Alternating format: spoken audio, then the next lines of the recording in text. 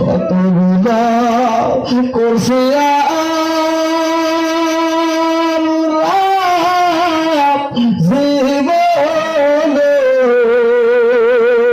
মাফ করে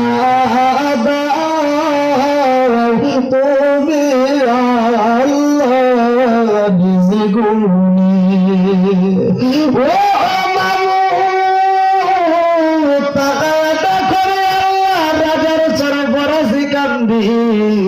ফরকানিয়া মাদ্রাসা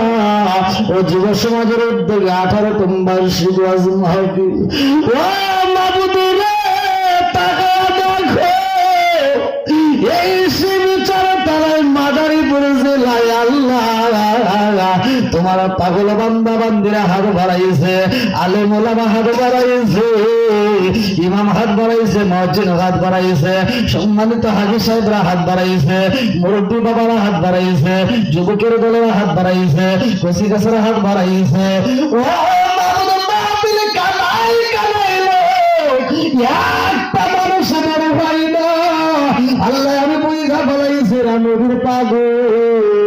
এরা কোরআনের পাগল। আল্লাহ গো পাগলদেরকে নিয়ে হাত বাড়াইছি তোমার কি মায়া লাগে না? ও এই গভীর রাত্রে আল্লাহ তোমার সেই দরবারে হাত বাড়া বিরাদর করতেছি। আল্লাহ বড় বড় তুই কথা গোসল দেওয়া দিন মাফ কইরা সব থেকে সোনার মদিনা কামলিয়ালার রহসাই পৌঁছায়া দাও।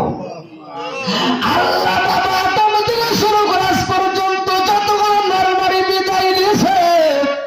অনেকে জনম দুখুরি বানাই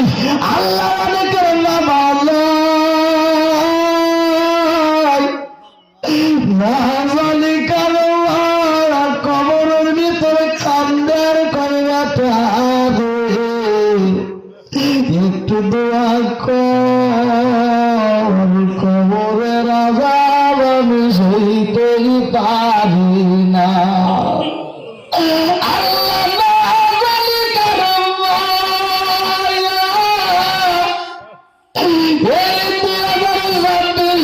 নতুন বছরে আজকের 2 তারিখে কান্দার কৌমাতানে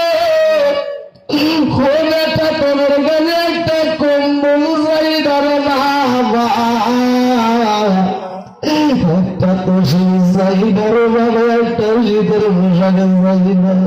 একটু দোয়া কর কবরের আযাব আমি সইতে পারি না। আল্লাহ তুমি আর মুখে নাই সে বলে মারানোর জানতো না দুনিয়ার মুখে আল্লাহ সে বোধ বাবা হারানোর কি বুঝো না বুধ মা বাবা যদি গরিব আল্লাহ সন্তানের সব আবদার পূরণ করতে পারে না,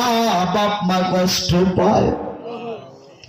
পাশের বাড়ি কোনো অনুষ্ঠানে যদি গোস্ত রান্না করা হয় ছোট্ট বাচ্চা বোঝে না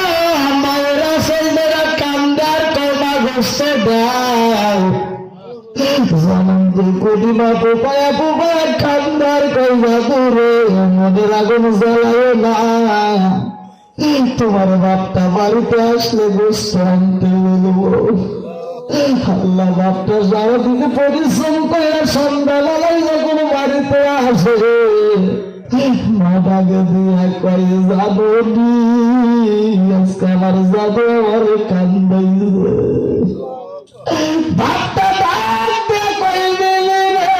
কি হয়েছে তুমি জানতে চাই যেমন দুকুনি মা কাপড়ের আসলে কামরা কান্দার করে যাবে গো জীবনে আপনার কাছে একটা দাবি করো না চাইলাম না জীবনে আপনার কাছে একটা দামি স্বামী চাইলাম না ও স্বামী গো আজকে একটা জিনিস যাবো দিবেননি বলে কি চাও রে দিদি কি চাও যেমন দুকুনি মা বোমায়া বোমায়া কান্দার করে স্বামী গো আজকে যদি একটা ব্রয়লার মুরগি রাইলা দিত আমার জাদুর আমি নিজে রান্না করে আত্মা বইরা খাওয়াইতাম বাপ্পা শিখের বাড়ি যাইরা দিয়ে কান্দার কই দিবি রে অন্যদের কাজ করা চাউল কিনে আজকে চাউল কিনতে পারি সালাম তো কুলি বাবু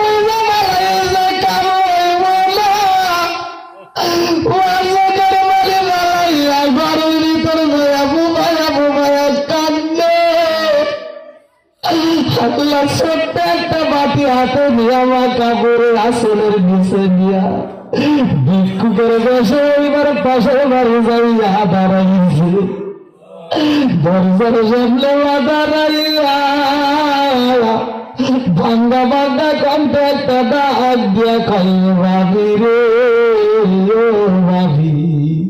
একটু তরকারি আসেনি আমার যাবো